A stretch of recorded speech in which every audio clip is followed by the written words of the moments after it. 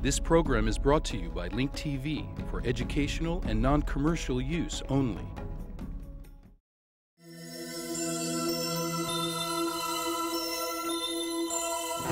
Mosaic, a daily news program from Link TV, presents a selection of news reports from independent and state-controlled broadcasters from throughout the Middle East.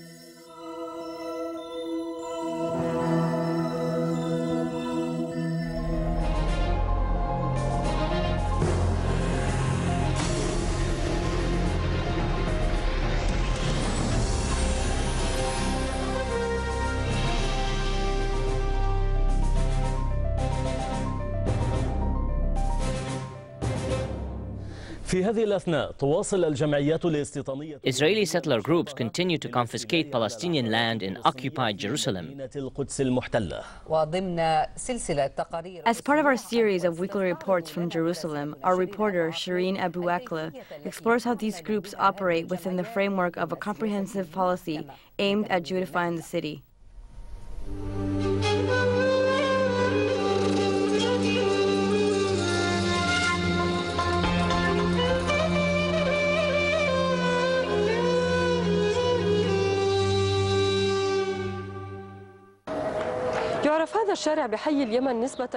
This street is in a Yemeni neighborhood. There is a large population of Yemeni Jews who migrated here in the beginning of the past century.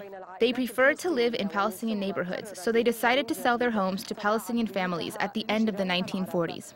The Silwadi family is one of these families. In 1942, Abu Ibrahim Silwadi bought a home next to a Jewish family. A year ago, his family was surprised by a visit from the representatives of the Ateret Kohanin settlement organization who claimed ownership of his home. The family received an order from an Israeli court to evacuate their home.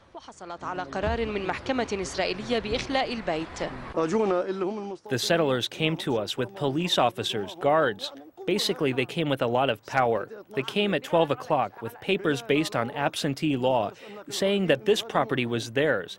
I told them I had documents proving that we are the owners.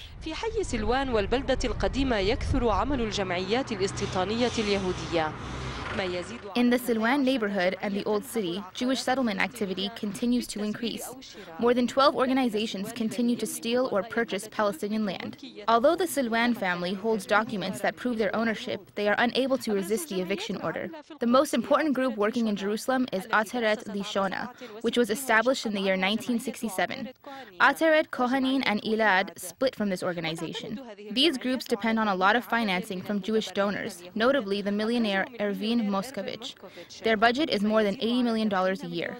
This amount of funding is too much for Palestinian landowners, and sometimes they succeed in buying properties using local agents.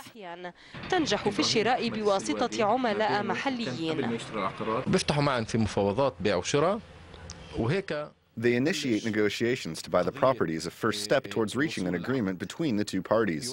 After the two parties, who are both Arabs, sign a purchase agreement, they bring in a third party, the agent, who transfers the real estate ownership to the organization that hired him.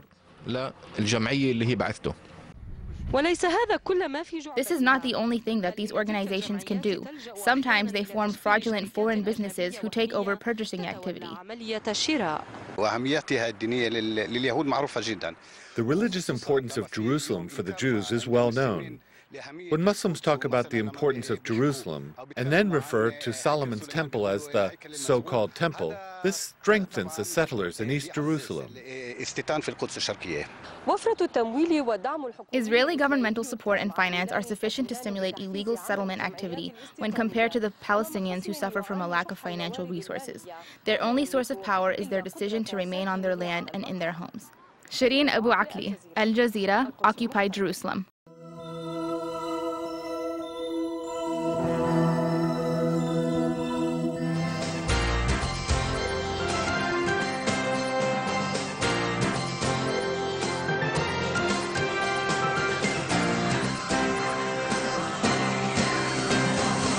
In our top story, a terrorist attack on the Beit Chagai community south of Hebron was thwarted this morning. when a knife-wielding Palestinian entered the settlement around 7 o'clock and was confronted by two residents on security duty. The assailant stabbed one of the guards and lightly wounded him. The other guard then fatally shot the terrorist. The IDF has launched an investigation to determine where the terrorist came from and how he managed to infiltrate the settlement. Some 85 families live in Beit Chagai, which was founded in the 1980s in the name of one of 3 yeshiva students murdered in a Hebron terror attack. The Yesha Council responded to this morning's attack by calling on the Ministry of the Defense to cancel impending plans to minimize security in the area. And staying on the security front, an unrest continues on the Gaza border. Palestinians fired a Qassam rocket into the Eshkol region last night. No injuries or damage were reported. On Wednesday, a rocket fired by terrorists exploded in the same area. In response to that attack, the Israel Air Force bombed a building in the central Gaza Strip late yesterday, which was believed to be rigged with explosives.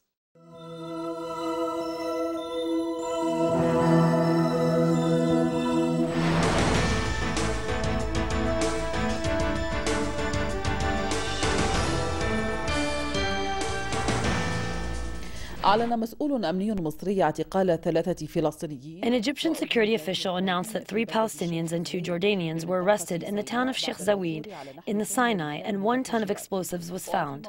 While Egypt continues its campaign against Hezbollah, people have become vocal in their criticism of it. The nation's given right of resisting occupation is now considered a punishable crime. This right, which is guaranteed by international law, is now considered by some regimes as an act of terrorism and a threat to security. This is how the recent Egyptian campaign against Hezbollah appears to have unfolded. The Egyptian regime is no longer aware of what it is doing. As you know, it was flat out lying. It used to say that the borders with Gaza were opened and people were seeing that the borders were closed on television screens. Hezbollah resistance in Lebanon in 2006 is the only force that has been able to deter the Israeli aggression and occupation from Lebanon. Now some are conspiring against Hezbollah in order to undermine the success of this resistance. They want to gain political points that they want to use in their negotiations. Many people defended the right of resistance to fight occupation. Launching media and military campaigns strongly proves that they are trying to undermine the role of the resistance and destroy its reputation. They have allocated millions of dollars for media and military and educational campaigns with the goal of undermining the role of the resistance and destroying its reputation.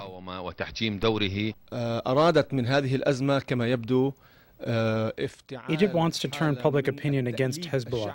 The objective is not only to harm Hezbollah. Facts on the ground show that the objective is to harm the resistance in general. Condemnation also came from outside the region, which is understandable, especially when considering that the resistance in general is under attack.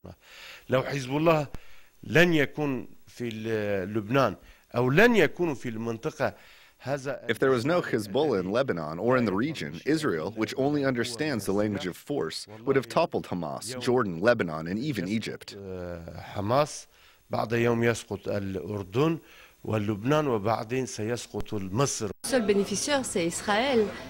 The Egyptian campaign against Hezbollah takes attention away from the essential issue, which is the Palestinian plight and the true genocide against the Palestinians. Israel is the only beneficiary from this campaign. The objectives of the campaign against Hezbollah are clear. It is not aimed at just Hezbollah, but goes beyond that as a campaign against the symbol of resistance, especially when considering countries have taken clear positions in today's struggle.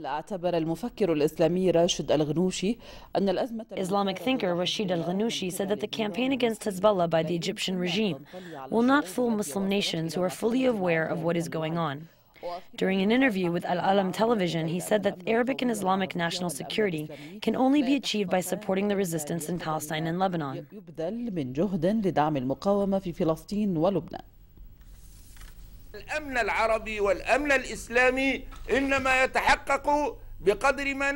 Arabic and Islamic national security can only be achieved by supporting the resistance in Palestine and Lebanon in all occupied lands. Our nations are very aware that they can't be fooled by this kind of hallucination.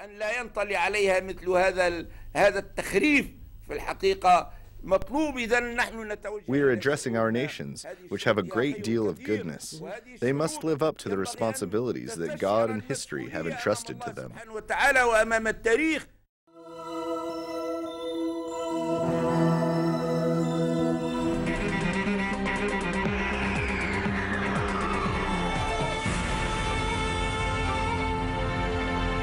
التناقض لا يزال سيد الموقف فيما يتعلق بتصريحات المسؤولين الأمريكيين. The statements of American officials pertaining to opening a dialogue with Iran are contradictory.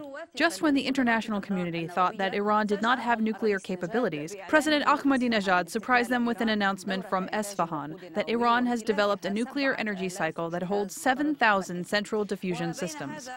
Meanwhile, calls for dialogue come from senior officials on both sides. المعركة الدبلوماسية أو المخرج للمأزق بين إيران والدول الكبرى الست. Diplomatic negotiations which aim at overcoming the crisis between Iran and 6 leading countries is now focused on Iran's uranium enrichment program. American officials made contradictory statements about whether Washington wants to make halting the uranium enrichment program a precondition to resuming negotiations with Iran. According to information that Al-Arabiya has acquired, the two sides are leaning toward reaching a common middle ground solution. Iran will be allowed to continue the enrichment of very small amounts of uranium as negotiations with the U.S. resume. This solution enables Iran to save face while slowing its uranium enrichment program, which is a satisfactory arrangement for the West. The Iranian President Ahmadinejad announced on April 9th that his country has developed a complete cycle of nuclear energy and that it possesses 7,000 central diffusion systems. These systems are necessary for enriching uranium, which can be used as nuclear fuel. The uranium is enriched by spinning uranium hexafluoride at an extremely high velocity. This process enriches uranium, which is then injected into another central diffusion system.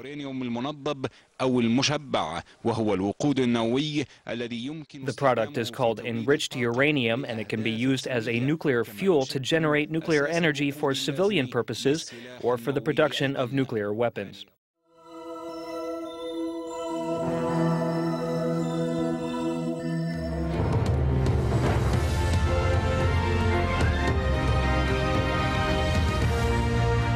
The head of Pakistan's Red Mosque has delivered his first sermon since being released from jail.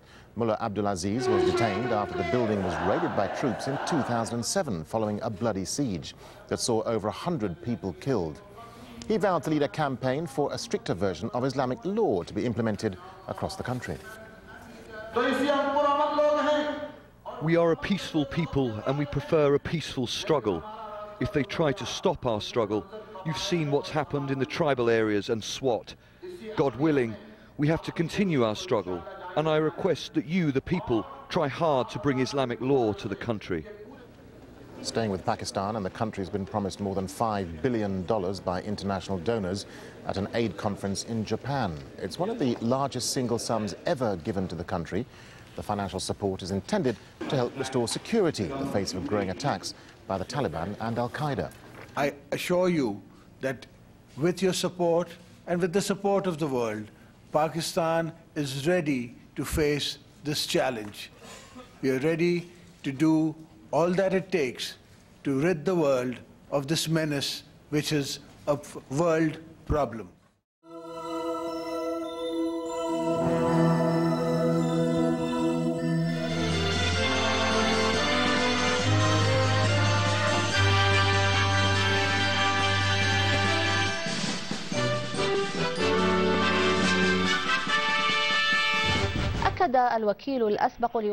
The former Iraqi Deputy Minister of Interior, Adnan al-Asadi, has estimated that 60,000 Arab refugees are seeking humanitarian asylum in Iraq.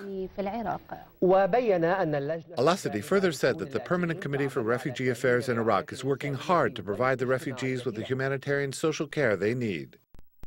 أكثر من 60,000 لاجئ ومن جنسيات عربية متعددة هي ما تقدر. It has been estimated that more than 60,000 refugees from different Arab countries are living in Iraq. 60,000 Arab refugees came along with their families to live in Iraq. It's a different image than what we've seen in Iraq over the past few years when many Iraqis were facing forced immigration. Today, Iraq is reaping the benefits of reversed immigration policies, which helped bring many of the refugees back to the country. In addition, Iraq has become a destination for many Arab refugees, which reflects the level of stability and freedom Iraq has to offer.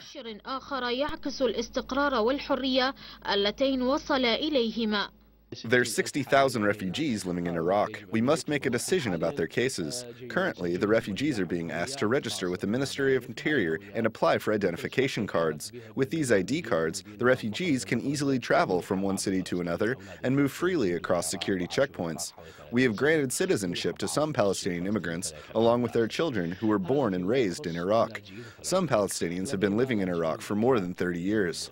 Also, we have Kurdish refugees who came from Turkey. There are nearly 15,000 Kurdish immigrants living in the northern and eastern parts of the country. In addition, we have nearly 15,000 Kurdish refugees who came from Iran. We will review their cases on an individual basis.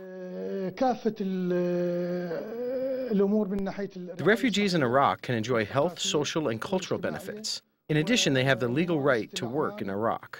Also, the refugees have the right to work and hold government positions. Meanwhile, the Permanent Committee for Refugee Affairs, which is led by former Iraqi Deputy Minister of Interior Adnan al-Assadi, as well as representatives from the various ministries and departments, are working diligently to provide security and a decent living for the refugees.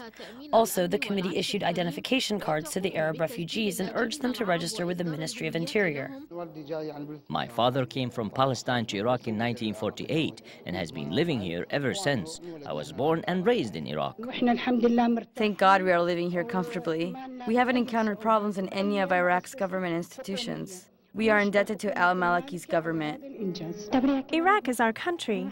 We don't feel homesick. We wish to live here forever. The Permanent Committee for Refugee Affairs in Iraq was formed in accordance with Rule 51 of the 1971 International Refugee Law. The fact that thousands of Arab refugee families are living in Iraq is yet more proof that Iraq was able to reclaim its position in the Arab world and the region. This news comes after the security situation witnessed a breakthrough. From Baghdad, Sahar Al-Ibrahimi, Iraqiya.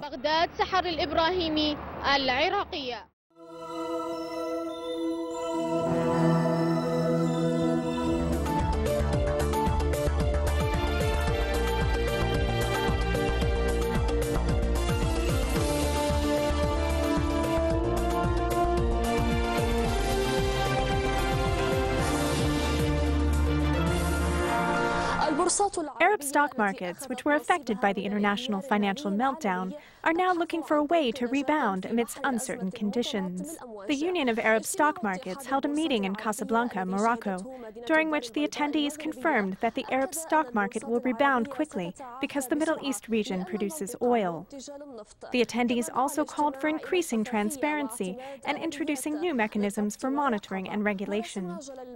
Our reporter, Jamal attended the meeting and prepared the following report. Increasing the transparency of Arab stock markets as a way to improve investors' confidence was the most important topic at the annual meeting of the Union of Arab Stock Markets in Casablanca. Attendees discussed ways to achieve this objective by improving regulations and introducing new monitoring and enforcement mechanisms. There are efforts to educate Arab investors so they are more aware of market fundamentals. What is unique about Arab stock markets is their ability to rebound quickly, especially those of oil-producing countries in the Gulf. Any increase in oil prices will inject more funds into Arab markets.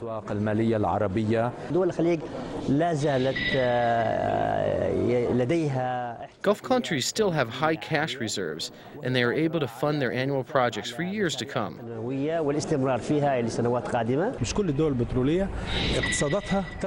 It's better for some oil countries to invest abroad. A change in oil prices may not be enough because the economies of states in the Arabian Gulf are bound to be affected by the global economic meltdown. The intervention of Arab governments by injecting funds into the stock markets is not necessarily a positive thing. The funds will only cause the market to go up temporarily. The funds are relatively very small when compared to the billions that are spent abroad. If Gulf countries spent 1/10 of what they spent abroad on the Arab stock markets, then investors' confidence would increase. I'm talking about long-term investments. According to economic experts, the global economic crisis will rid Arab stock markets of their shortcomings by forcing them to reconsider the way they have been operating, which will force these markets to increase transparency and organization, which will increase the confidence of influential investors in them.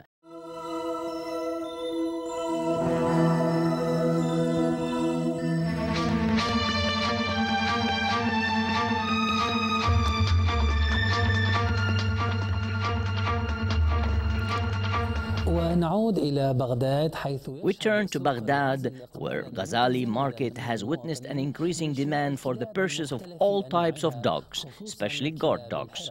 Our correspondent Haider Hamid visits the Ghazali Market. The use of guard dogs is not unusual for Iraqis. Many of them have long purchased all types of guard dogs, and they are aware of many of their breeds. This paves the way for animal sellers to market their animals in a Ghazali market, which now specializes in selling dogs and other animals.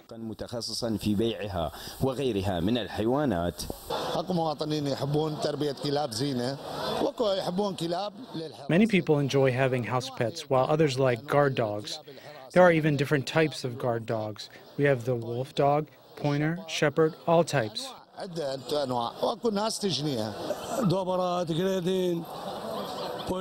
Doberman, Graydon, police, boxer. People buy all types of dogs to take care of. They like to keep them in their homes, especially guard dogs.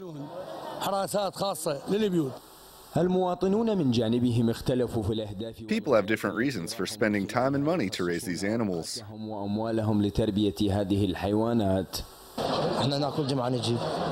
We come here every Friday. When we came here, we would buy, for example, a Salugi or Indian, just a pet or a guard dog. The Salugi dogs are usually used as guard dogs. Today I've come to buy a dog. I come here every week and I really like all dogs. My father used to raise dogs. I have a lot of dogs. I love dogs. The prices are unbelievable. Just 20 or 25 dinars. Ghazali Market, which previously witnessed 2 major explosions, is now witnessing a boom in the price of guard dogs. This is a result of a growth in commerce, particularly in the capital, Baghdad, where there has been an increase in organized crime, according to security officials in Baghdad's command center. Haider Hamid, Alsumaria Television. Obama is expected to propose a security package to move the Palestinian-Israeli peace talks forward. Benjamin Netanyahu imposes a new condition for discussing a Palestinian state. How does Iran factor in the negotiations? And will President Obama fall for Netanyahu's new strategy? Answers to these questions and more on Link TV's Mosaic Intelligence Report. It hasn't taken Benjamin Netanyahu long to show his true colors by creating new hoops for the Palestinians to jump through in order to resume peace negotiations with Israel. The Israeli Prime Minister has reportedly told U.S. Special Envoy to the Middle East, George Mitchell, that the Palestinians must recognize Israel as a Jewish state before it will discuss establishing an independent Palestinian state. This comes at a time when, according to the Israeli newspaper Haaretz, the Obama administration is preparing a Middle East peace process that will include simultaneous bilateral talks between Israel and the Palestinians and between Israel and Syria. The plan is based on the Arab Peace Initiative that offers establishing normal relations between Israel and Arab League states in exchange for withdrawing from the occupied territories and establishing a Palestinian state. In the Middle East, we share the goal of a lasting peace between Israel and its neighbors. And let me be clear, the United States strongly supports the goal of 2 states, Israel and Palestine, living side by side in peace and security. President Barack Obama is expected to propose a security package including demilitarization of the territories from which Israel will withdraw and the option of stationing a multinational force in the territories for years. A new round of Middle East diplomacy will start in the White House later this month when President Barack Obama meets with Jordan's King Abdullah. It is expected that the Palestinian Authority President Mahmoud Abbas will be invited next, followed by the Israeli Prime Minister. Benjamin Netanyahu is not the first Israeli Prime Minister to throw the Jewish state monkey wrench in the path of the creation of a Palestinian state. Ahead of the Annapolis Conference in 2007, former Israeli Prime Minister Ehud Olmert declared that he did not intend to compromise in any way over the issue of the Jewish state. This will be a condition for our recognition of a Palestinian state, he said.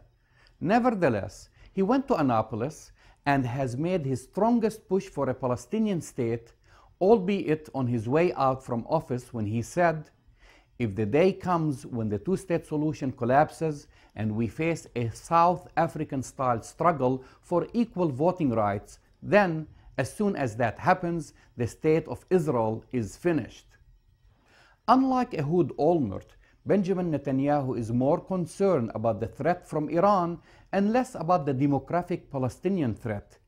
He and his circle of Israeli nationalists, such as his foreign minister Avigdor Lieberman, believe that the biggest threat is Iran and have created a linkage between Israel's willingness to make advances on the Palestinian track and their expectations of the Americans to address the Iranian threat.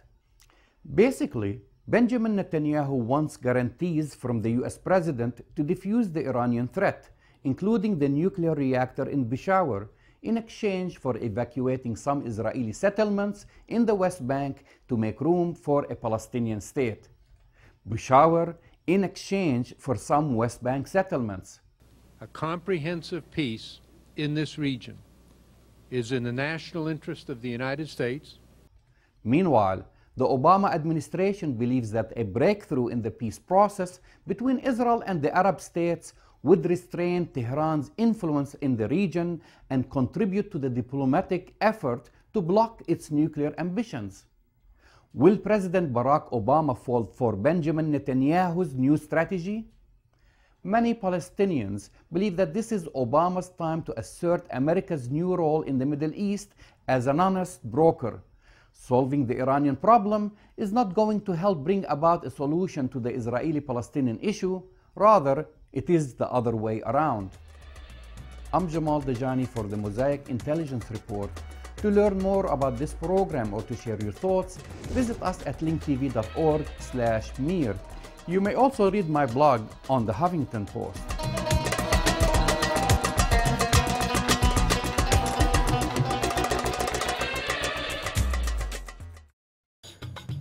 Get more news about the Middle East online at linktv.org/mosaic. The Mosaic webpage offers a complete archive of Mosaic programs, program transcripts, the Mosaic video podcast, and the Mosaic Intelligence Report, a weekly analysis of the hottest stories from the Middle East.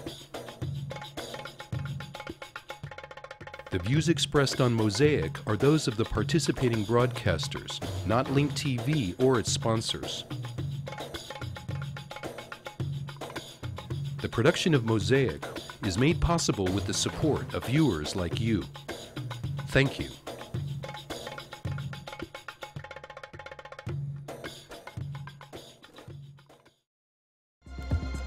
This program is brought to you by Link TV for educational and non-commercial use only. Link TV is the only U.S. network dedicated to global and national news, uncompromising documentaries, and diverse cultural programs which connect you to the world.